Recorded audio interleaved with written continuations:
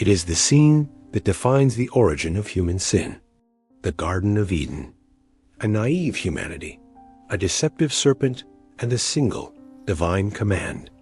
Do not eat from the tree of the knowledge of good and evil. And then the act. Eve, tempted, took of its fruit and ate. What fruit do you picture? For 99% of us, the answer is instant, automatic, and obvious. It was an apple. A bright, red, juicy apple. The symbol is so powerful that the Adam's apple in our throats is named for the piece of forbidden fruit that supposedly got stuck. The original logo for Apple computers was a rainbow-striped apple ... with a bite taken out of it. The apple is the fall of man. But what if I told you that this entire universally accepted image is a complete 1,000-year-old invention? What if I told you to go grab a Bible, turn to the first pages of Genesis, and read it with a magnifying glass? You will not find the word apple anywhere in the story. So, if the Bible never says Eve ate an apple, why in the world are we all so convinced that she did? Today, we are going to solve one of the greatest mysteries in religious history. It's a detective story that involves a bad Latin pun, a group of German painters, and one of the most famous poems ever written. This is the secret history of the apple and how it became the most infamous fruit in the world. To get to the bottom of this, our first step must be to go to the source. The text itself. What does the book of Genesis actually say? The story is in Genesis, chapter 3. The serpent tempts Eve, and in verse 6, she looks at the tree. So when the woman saw that the tree was good for food, and that it was a delight to the eyes, and that the tree was to be desired to make one wise, she took of its fruit. The original Hebrew word used here is piri. It is a generic, all-purpose word. It means simply fruit, any fruit. The authors of Genesis were, it seems, intentionally vague. The specific botany of the tree was not the point. The act of disobedience was the point. But that vagueness didn't stop centuries of speculation. If it wasn't an apple, what could it have been? Early Jewish and Christian traditions have a number of fascinating candidates, all of them based on clues within the text itself. The number one contender is probably the fig. Why a fig? Because of what happens immediately after the fruit is eaten. In Genesis 3-7, Adam and Eve's eyes are opened. They realize they are naked, and they sewed fig leaves together and made themselves loincloths. The argument is simple. What was the closest, most convenient tree to grab leaves from? The one they had just taken the fruit from. This is a powerful text-based theory. Another strong candidate is the grape. Several ancient rabbinic commentators argued that the forbidden fruit was a grape. Why? Because in the very next story of sin, Noah's sin, what is the culprit? Wine, the fruit of the vine.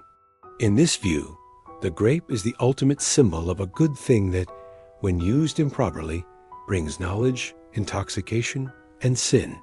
Other traditions point to the pomegranate, a fruit with deep symbolic resonance in the ancient world, often tied to fertility and, in the Greek myth of Persephone, to death and the underworld.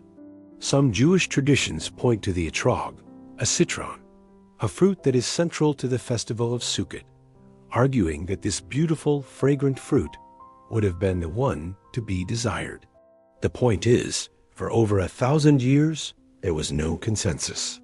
It was a fig, a grape, a pomegranate, or just an unknown magical fruit. So, how did this entire diverse field of candidates get narrowed down to a single specific? A non-native fruit, the apple? The answer begins, as so much of our Western history does, with the Roman Empire and a fantastic linguistic pun. Our story now moves to the 4th century AD. Christianity has spread across the Roman Empire, and the language of scholarship, law, and religion is no longer Hebrew or Greek, but Latin. The Pope commissions a brilliant, famously grumpy scholar named Saint Jerome to create a single, authoritative Latin translation of the entire Bible.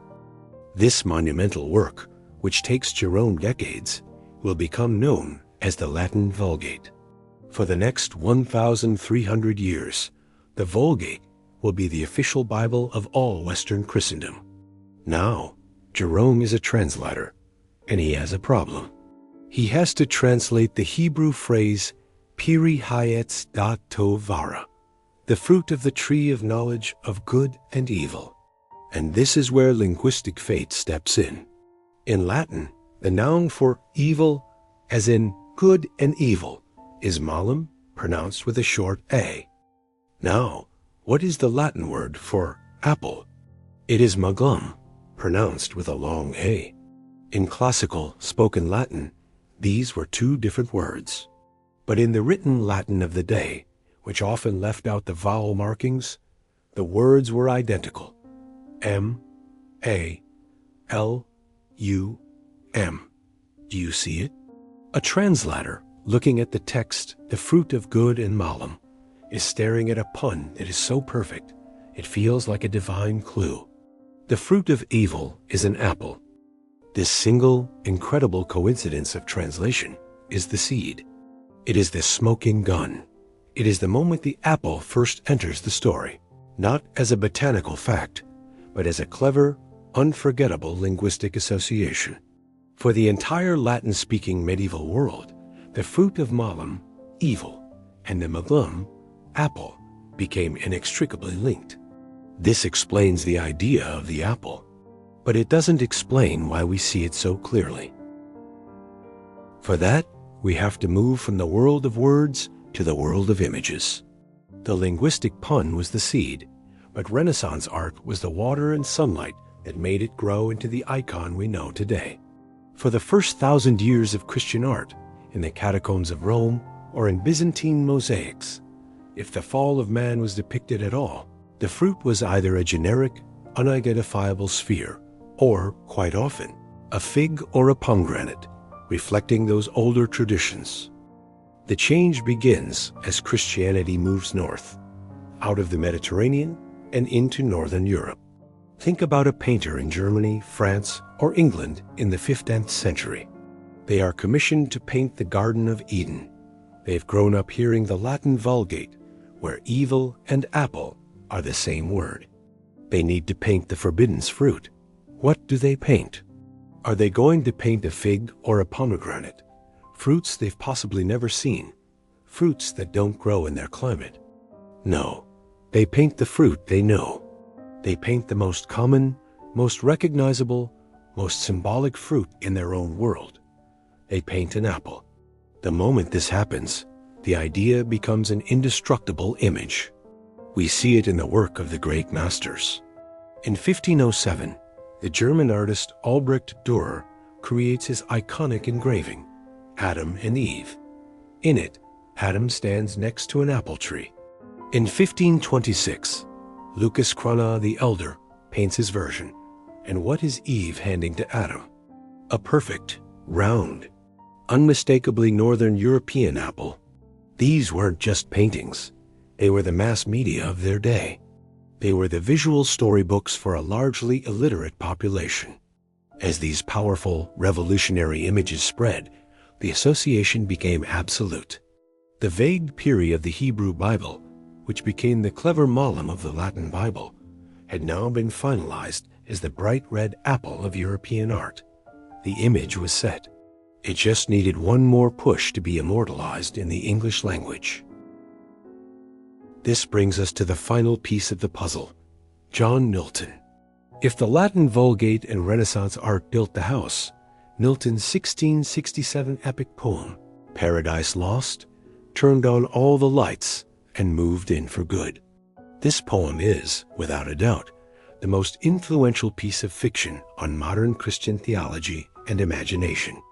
It is the primary source for many of our popular ideas about Satan's backstory, the war in heaven, and yes, the apple. Milton was a classical genius, fluent in Latin, Greek, and Hebrew. He would have known the malum pun intimately, and when it came time for him to describe the fatal moment, he didn't shy away from naming the fruit. He describes the fruit as an apple.